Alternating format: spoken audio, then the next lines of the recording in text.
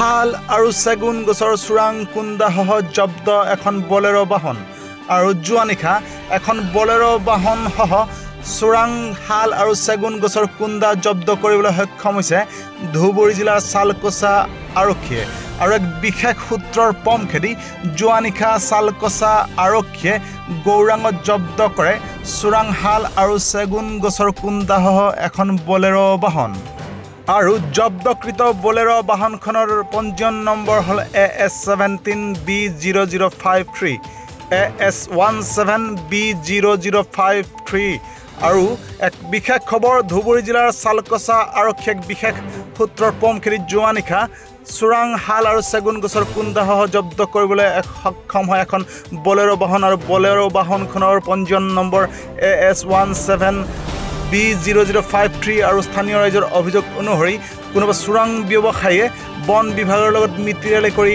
এইদৰে চোৰাংভাৱে সৰবৰাহ কৰি আহিছে মূল্যৱান গছৰ কুন্দা ইত্যাদি। অৱশ্যে ঘটনাস্থলীত আৰক্ষী অহাৰ উমান পাই পলাই যাবলৈ সক্ষম হয় চোৰাং চিকাৰী তথা বলেৰো বাহনখনৰ চালক। এক বিশেষ বাতৰিত যোৱা নিশা গোপন সূত্ৰৰ পম খেদি ধুবুৰী জিলাৰ চালকোছা আৰক্ষী থানাই বিশেষ অভিযান চলাই গৌৰাঙত জব্দ কৰিবলৈ সক্ষম হৈছে শাল আৰু চেগুন গছৰ মূল্যৱান কুন্দাসহ এখন বলেৰো বাহন আৰু বলেৰো বাহনখনৰ পঞ্জীয়ন নম্বৰ AS17B0053।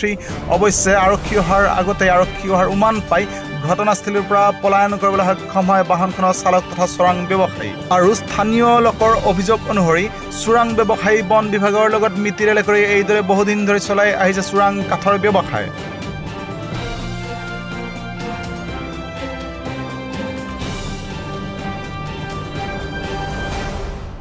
আমি আজি জানিব পৰা মতে আমাৰ চালকোছা গৌৰাং ব্ৰিজত আমাৰ চালকোছা আৰক্ষী বিষয়াই এখন বলেৰো পিকআপত কিছুমান দামী মূল্যৱান কাঠৰ কুন্দা কৰায়ত্ব কৰিবলৈ সক্ষম হয়। তাৰ কাৰণে আমি চালকোছা আৰক্ষী বিষয়াক ধন্যবাদ দিছোঁ।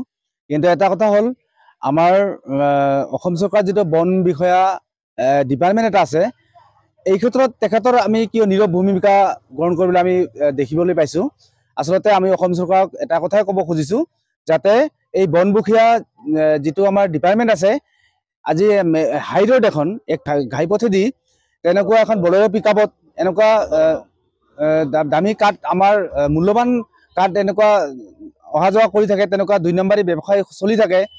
এই ক্ষেত্ৰত আমি যিটো বনবুখীয়া ডিপাৰ্টমেণ্ট এই ডিপাৰ্টমেণ্টক আমি অসম চৰকাৰক এটা দাবী জনাইছোঁ এই ডিপাৰ্টমেণ্টৰ প্ৰতি নজৰ ৰাখিবৰ কাৰণে আমি চৰকাৰক আমি জনসাধাৰণ হিচাপে আমি চৰকাৰক দাবী জনাইছোঁ। হয়, এইটো কথা ক'ব খুজিছোঁ আমি চৰকাৰে ইতিমধ্যে অমৃত বিক্ষোভ যিটো ইতিমধ্যে অসম চৰকাৰে হাতত লৈছে এই ক্ষেত্ৰত বন বিষয়াই কি ধৰণৰ ভূমিকা গ্ৰহণ কৰিছে এইটো আমি জনসাধাৰণে ইতিমধ্যে পৰিলক্ষিত হৈছে আমি দেখি আছোঁ। গতিকে এই ক্ষেত্ৰত আমি বন বিষয়াৰ কোনো ধৰণৰ ইয়াত ভূমিকা গ্ৰহণ কৰি আমি পৰিলক্ষিত হোৱা নাই জনসাধাৰণ হিচাপে আমি ক'ব খুজিছোঁ। গতিকে এই ডিপাৰ্টমেণ্টৰ ওপৰত আমি চৰকাৰত এটা দৃষ্টি নজৰ দিয়াৰ কাৰণে আমি আহ্বান জনাইছোঁ। এইটোৱে আমি ক'ব খুজিছোঁ যে এইটো আজি যিটো আৰক্ষী বিষয়াই আমাৰ চালকোছা আৰক্ষী বিষয়াই কৰায়ত্ব কৰিব যিটো দায়িত্ব আচলতে বন বিষয়াৰ দায়িত্ব এইটো চালকোছা আৰক্ষী বিষয়াই এইটো কৰায়ত্ব কৰিছে এইটো আমি ধন্যবাদ জনাইছোঁ। কিন্তু এই দায়িত্বটো আচলতে বন বিষয়াৰ যিটো ডিপাৰ্টমেণ্ট আছে এই ডিপাৰ্টমেণ্টৰ দায়িত্ব। কিন্তু তেনেকুৱা এই ক্ষেত্ৰত হাইৰোডেদি তেনেকুৱা দুৰ্নীতি কাৰ্য চলি থাকে, দুৰ্নীতি কাৰ্যকলাপ চলি থাকে।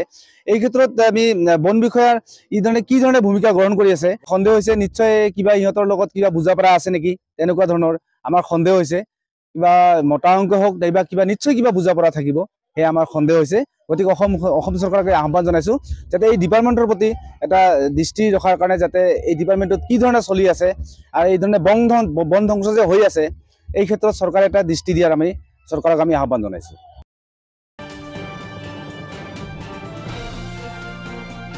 চাপৰৰ পৰা ললিত কুমাৰ ৰায় ৰিপৰ্ট নিউজ টাইম 3।